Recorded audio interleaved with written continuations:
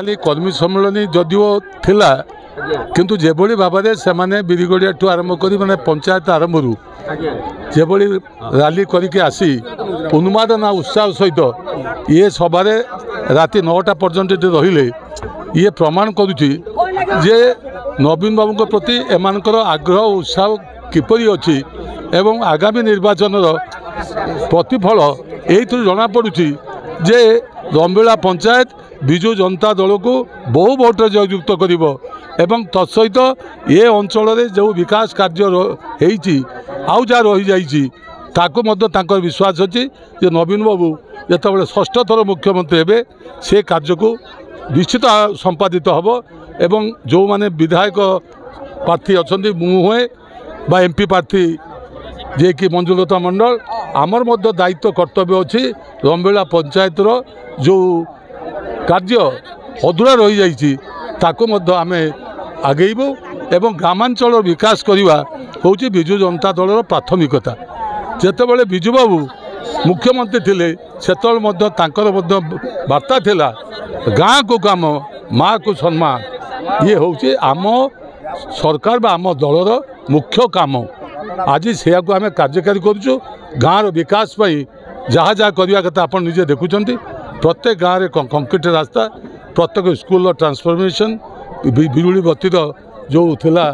Low voltage आज तार परिवर्तन विभिन्न जगह ग्रिड स्टेशन ता सहित मध्य प्रत्येक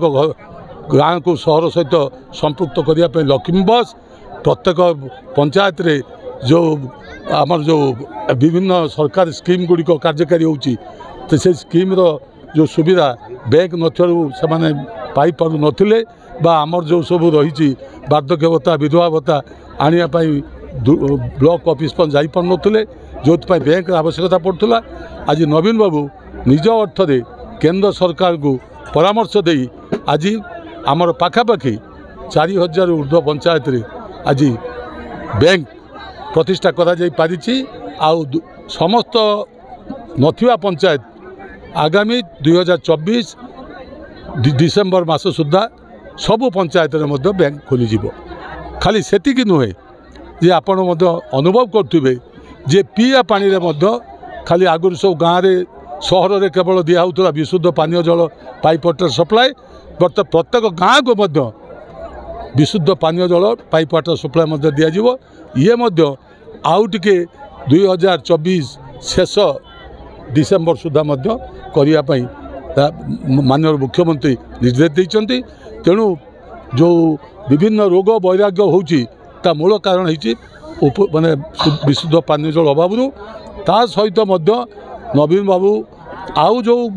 कार्य करिया पई चाहुचंती साधारण लोकंक पई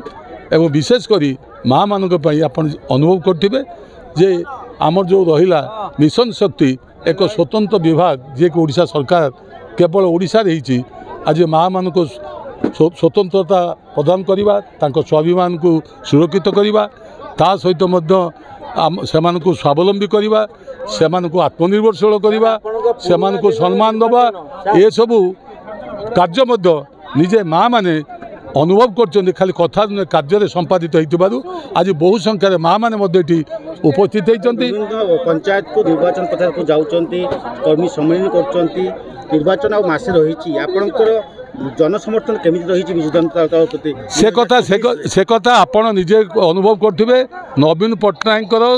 सबू निर्वाचन गोटे निर्वाचन अन्य निर्वाचन को तांकर लोकमत पाखक अधिका जाए अधिका सीट निर्वाचित होती तेणु जेते भोट गत 2019 रे नवीन बाबू बा विजु जनता दल पाई अपेक्षा अधिका भोट एथर नवीन बाबू विजु जनता दल पाइब जेतेटा सीट्रे जययुक्त होते तापेक्षा अधिक सीट्रे जययुक्त हे एवं षष्ठ थर मुख्यमंत्री ओडिशार विकास को जो जेते बाट पर्यटन देते ये सर्वाग्य थोई समग्र देशर विकासर पुरुष बोली निजको परिचय देते।